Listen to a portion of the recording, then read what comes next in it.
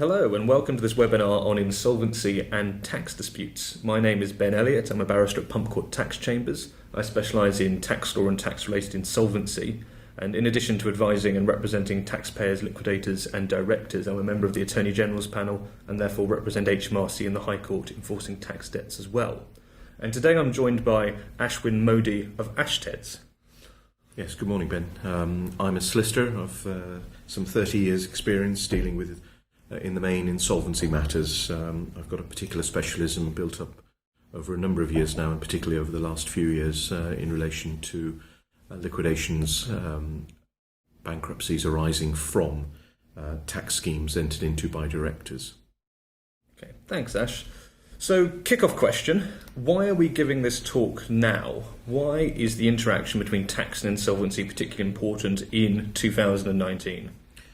Well, Ben, I think this is an opportune moment, largely because I, as a solicitor, am now seeing more and more instructions arriving from insolvency practitioners, directors, in relation to companies that have failed largely as a result of debts arising from tax schemes that they entered into some years ago. This really all kicked off following the change in the legislation in 2014 with the introduction of APNs and follow notices, and I know that's something we'll go into, but certainly inquiries by liquidators are growing in this area.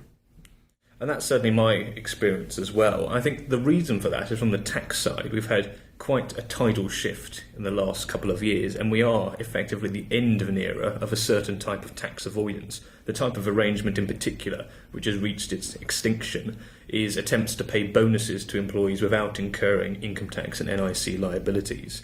I think the events that have largely led to that in the last few years is, firstly, we had the Supreme Court case in Rangers in 2017, which put an end to most EBT arrangements and confirmed they don't work and you do need to pay tax based on very broad principles laid down by the Supreme Court. I say the Supreme Court, that decision only being symptomatic of a general change in attitude by the judiciary against tax avoidance, meaning that pretty much all of them are now being found to give rise to tax.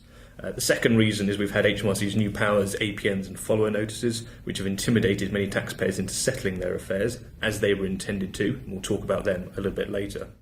And then most recently, we've had the 2019 loan charge, which many people will have heard about, but perhaps not quite understood exactly what it means. It is very important.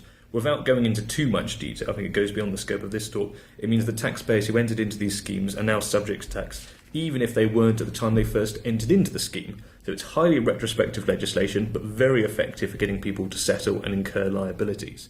And it has to be kept in mind that we're talking about schemes or tax arrangements here which go back 20 years.